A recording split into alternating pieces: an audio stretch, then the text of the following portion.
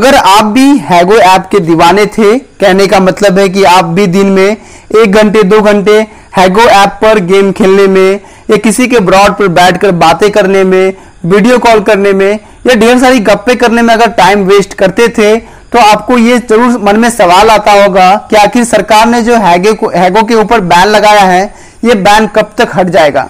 हाँ, आपको बता दूं कि हैगो के अलावा आपको जो अल्टरनेटिव ऑप्शन ये आया है कि जैसे ही हैगो को ये पता चला कि सरकार ने एक एडवाइजरी जारी की है कि भारत में 59 चाइनीज ऐप बंद होने वाले हैं, उसमें 59 चाइनीज ऐप में एक ऐप हैगो भी था। जैसे ही सरकार की ये एडवाइजरी जारी हुई उसके बाद तुरंत ही हैगो ने अपना एक अल्टरनेटिव खोज लिया, वो था हैगो लाइट। यानी कि जो लोग हैगो पे यूज करते थे वही लॉगिन आईडी और पासवर्ड आप हैगो लाइट पर यूज कर सकते हैं, लेकिन आपको अंतर यह है कि वहां पे ना आप रिचार्ज करवा सकते हैं, ना आप दूसरे को गिफ्ट दे सकते हैं, ना वो आप कोई चैनल बना सकते हैं, ना कोई ब्रॉड बना सकते हैं, ना वीडियो कॉलिंग कर सकते हैं। सिर्फ वो कामें कर सकते हैं ओनली गेम वाला। आप अगर गेम खेलने के शौकीन थे, ठीक है, तो आप हैगो लाइट पर भी गेम खेल सकते हैं। लेकिन उन लोगों की ये बात बहुत चुभती होगी जो लोग 29-28 लेवल तक मेंटेन किए थे। उन्होंने 5-5 हजार रुपए का रिचार्ज करवाया था अपना मेंटेन करने के लिए। उन लोगों को बहुत चुभती होगी जो लोग हैगो के ऊपर डिपेंडेंट हो गए थे अपनी पैसे की कमाई को लेकर, यानी कि प्रति महीने 10,000 12,000 रुपए कमाते थे लोगों के गिफ्ट पाकर। तो मैं बता दूं कि आखिर ये हैगो पर बैन कब हटेगा। सर, आपको पता है कि भारत और चाइना के बीच आने वाले दिनों में या पिछले दिनों में स्थिति खराब थी। गलवान घाटी पर जो भी हुआ, हमारे भारत के जो सैनिक शहीद हुए, उससे स्थिति और भी खराब हो गई और दोनों देशों के बीच में जो संबंध था वो बिगड़ गया।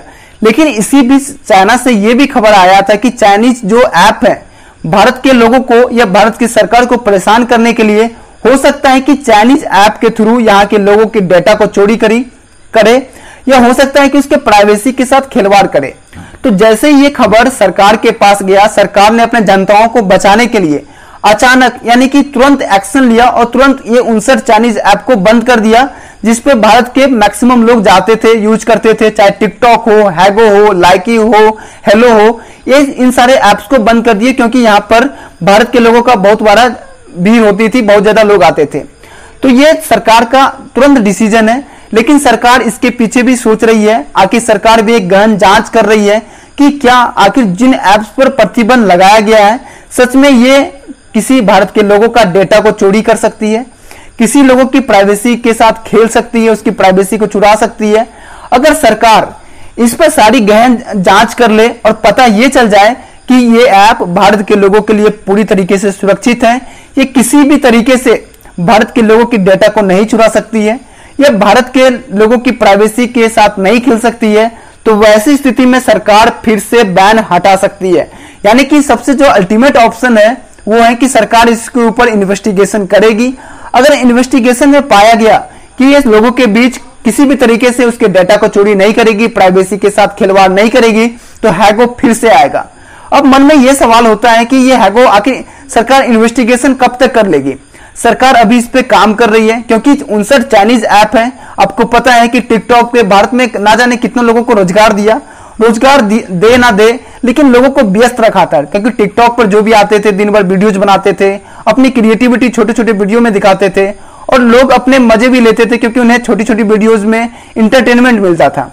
तो वैसी स्थिति में सरकार भी नहीं चाह रही है कि लोग इससे दूर हो जाए। सरकार का यह मतलब भी नहीं है कि चाइना को अगर हमें घाटा देना है या उसे धोखा देना है, कुछ भी करना है तो चाइनीज ऐप को बंद करना है।